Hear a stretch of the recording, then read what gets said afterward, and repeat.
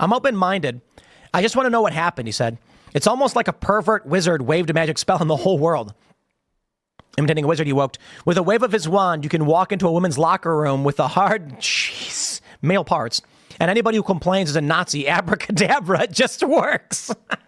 Joe Rogan seems to be on a full-on villain arc when it comes to his association and his relationship with the woke left. We all know that Joe Rogan used to be a leftist, but has been basically driven out of being a leftist and a Democrat because of just how insane they have gotten, to the point where if you question even a little bit, even if you...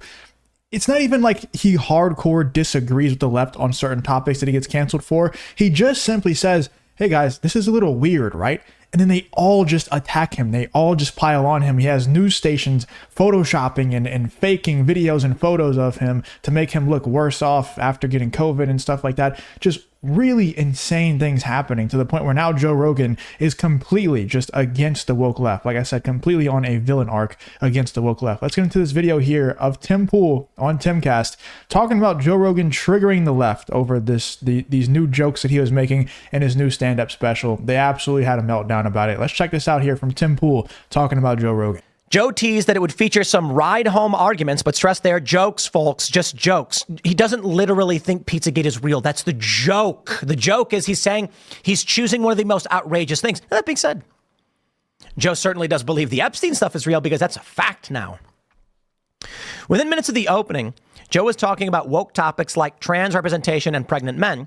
He said that while he considers himself open-minded, he believes trans men have been too quickly accepted into American culture. Trans men? Is that what he was saying? I'm open-minded. I just want to know what happened, he said. It's almost like a pervert wizard waved a magic spell on the whole world.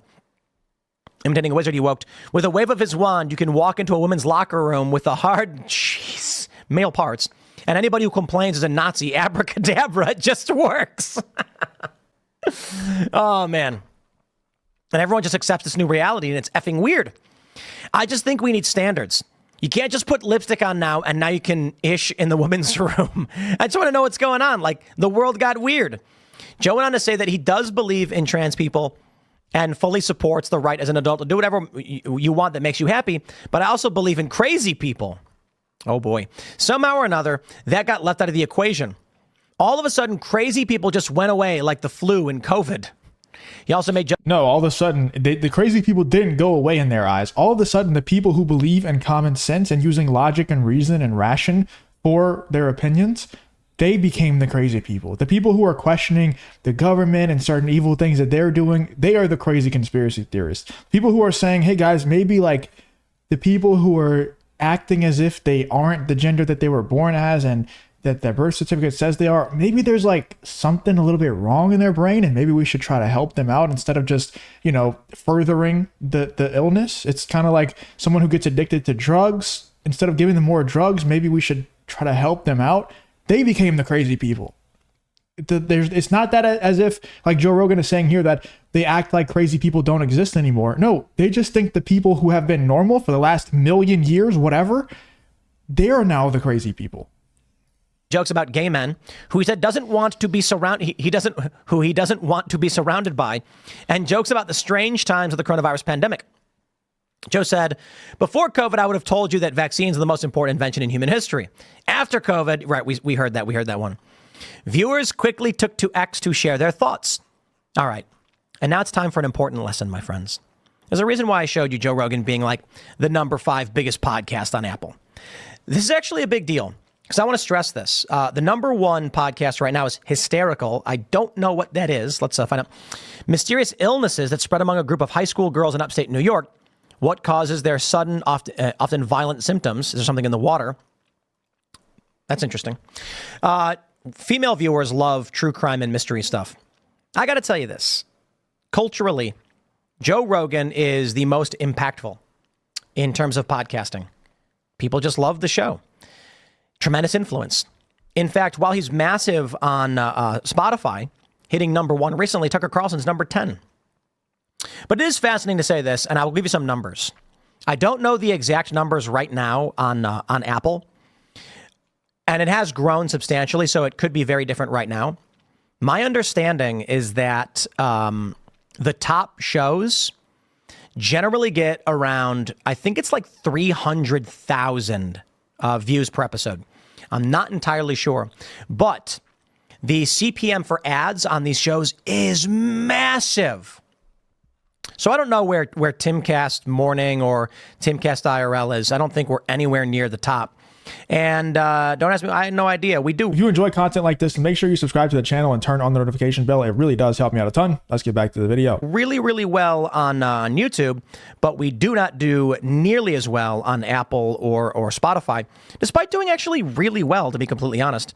Let's see if I can figure out. Oh, it's not going to let me look at it anymore. So we're not in the top 100 on Chartable, but let's just pop over and see if it actually shows us. Number 187, 187th biggest podcast on for all podcasts, and I don't think we chart. Oh, we're not charting at all on Spotify. I think a lot of people actually ask.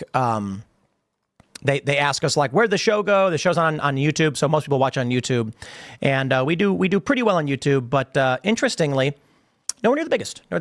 So you can help spread the word if you want to help us out. But anyway, I digress. The issue that I think we're seeing now is Joe Rogan represents regular people.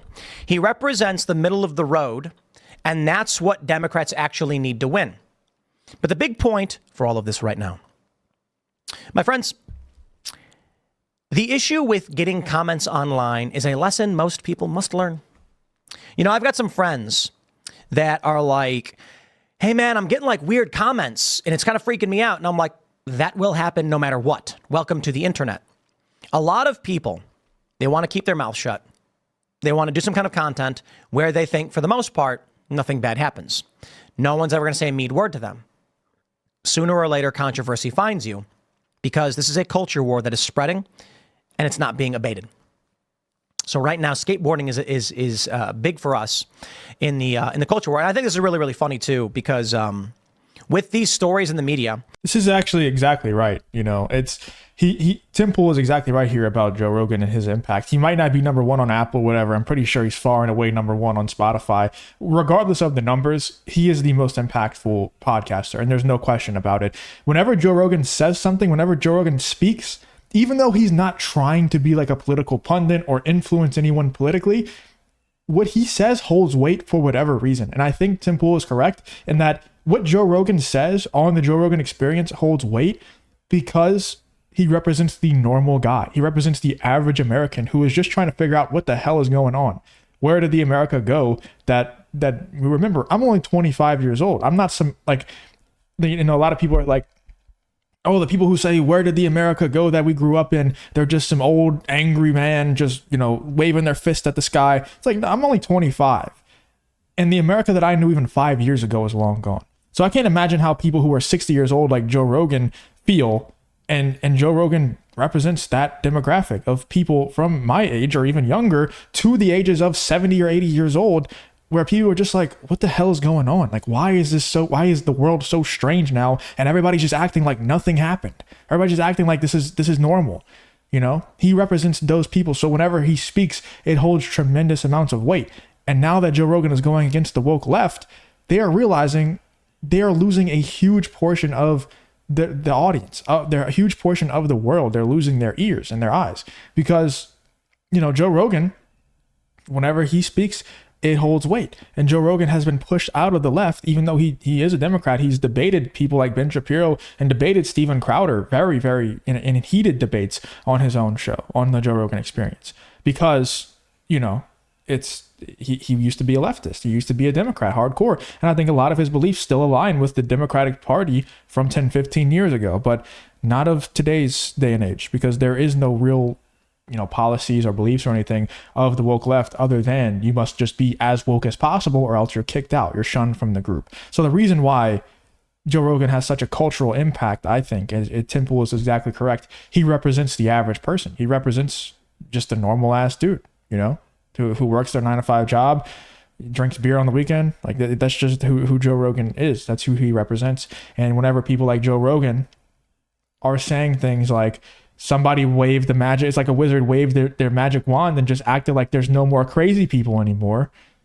It's true. And that's how most people think. And that's why his podcast is so popular. That's why they keep trying to cancel him. They keep writing articles like these that Tim Pool is going over in this video, trying to cancel Joe Rogan for things that he is saying about the woke left. And nobody cares. It never works because everybody loves Joe Rogan.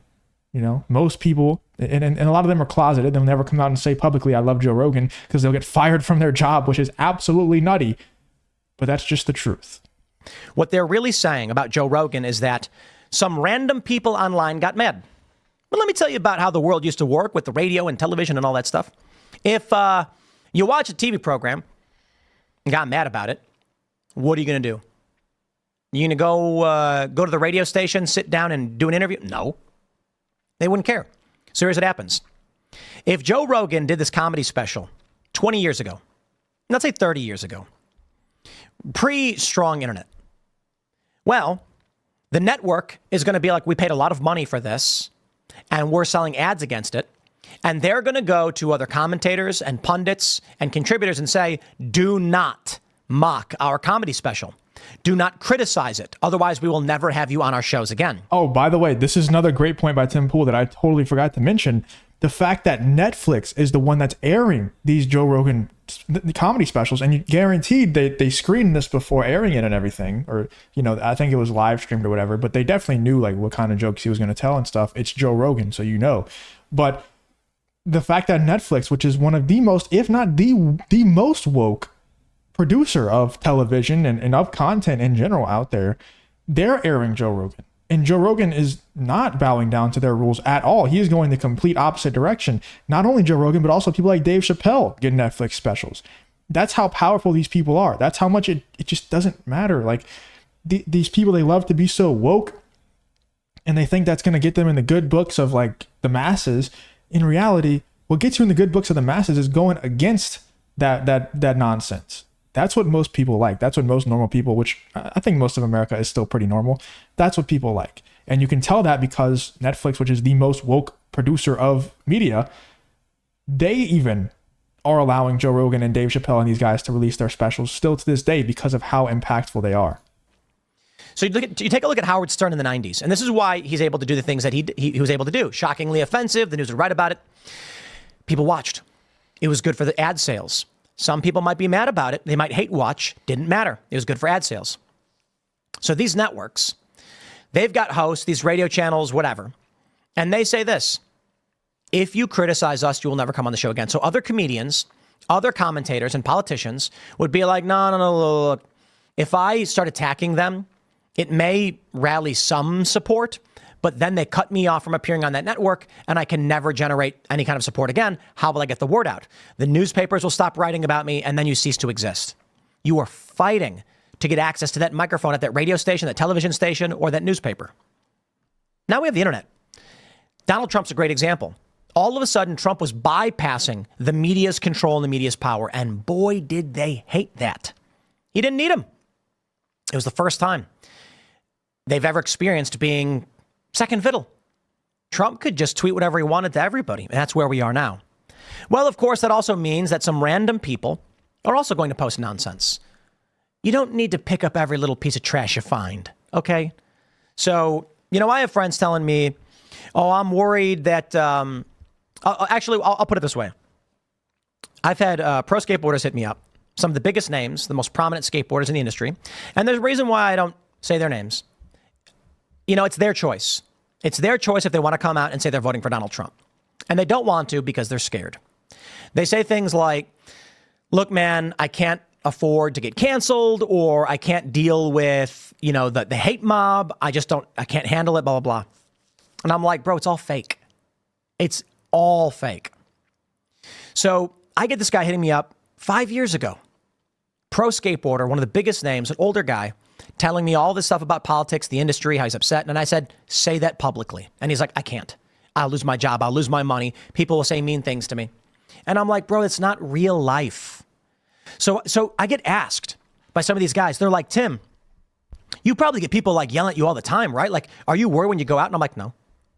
I mean, like, certainly if I order food at a restaurant, I have some concerns. But usually I tip so well, nobody really cares.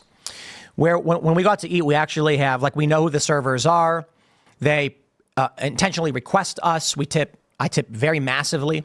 very massively, like 100 to 200% or more, depending on how big the party is. So I'm not really worried about it. Like, case in point, this skate park stuff that's going on.